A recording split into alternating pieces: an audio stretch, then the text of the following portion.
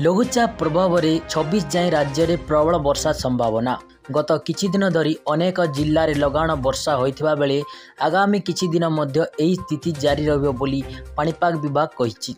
बंगोपसागर में सक्रिय थिबा लघुचाप प्रभाव में समग्र ओडिशा रे वर्षार प्रकोप जारी रहिछि। पाणीपाग विभाग पूर्वानुमान अनुसार आज राज्य 11टी जिला पई येलो वार्निंग जारी करिछि। सेहीपरि आसंता काली पई 15टी जिला को सतर्क करिछि। एही सबु जिल्ला रे वज्रपात घड़घड़ी सह मध्यमरु प्रबल एवं केतेक स्थान रे अति प्रबल वर्षा हेबार संभावना रही। लगाण वर्षा जोगु तलिया अंचल रे जलबंदी समस्या, सहरांचल रे पानी जमिबा एवं केतेक नदी रे जलस्तर वृद्धि पाइबा आशंका मध्य रही।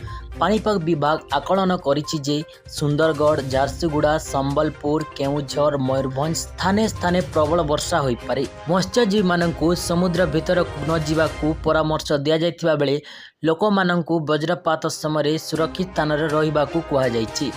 अनावश्यक यात्रा एड़ाइबा पाई प्रशासन सतर्क सूचना पालन करने को अनुरोध करिछि। आगामी 26 तारीख पर्यंत राज्य में वर्षार प्रभाव जारी रहिबा संभावना थिबारु प्रशासन मध्य संभाव्य परिस्थिति को मुकाबिला करने सजग रहिछि। Bureau report sunrise news Odisha.